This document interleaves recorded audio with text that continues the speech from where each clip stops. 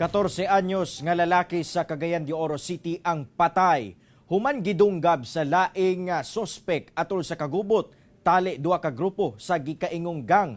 Ang insidente nakuhaan og video. Ani ang report.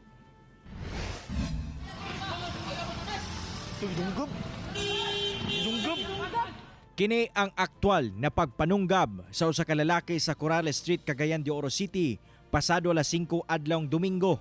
Human sa pagdunggab sa biktima, gilayong miikyas ang mga sospek. Sa sunod nga video, makita na ang biktima nga nagbuyod na sa dalan ug daw naligo na sa iyang kaugalingong dugo. Gisulayan pa kini og tabang sa usa ka lalaki apan dead on arrival na kini sa ospital. Ang biktima giilang si Nathaniel Ibalang, 14 anyos, ug residente sa Ramonal Village, Barangay Kamaman-an, Cagayan de Oro City.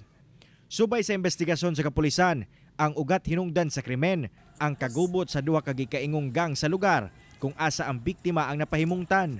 Identified na itong suspect gani no, kagabi na istorya man nato kagabi ang ginikanan sa suspect no.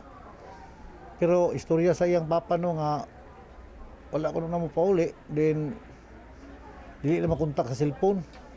Ang lolo sa biktima nga si Joseph Ibalang ilabihang nasubo sa panghitabo. Desidido gayod kuno sila nga mupasaka og kaso batok sa suspect. Padayon ko yung kaso, bisag pobre ko ba? Sakit kaya lang buat.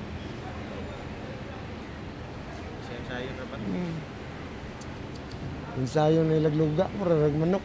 Ang kaubang grupo sa biktima kinsa ana sa kustodiya sa kapulisan, nakatakda sab nga pasakahan og kasong alarm and scandal. Anak na sa kwan kanang murder or homicide no kay katong namatay gamay kay itong nga bata. Unya ila pa man ang gibunalan pirmiro sa murag na gigamit nga kan ba murag putaw. Ag human dayon gidunggab. Karong hapon lang misurrender na ang suspect ug gipailawom sa investigasyon sa kapulisan.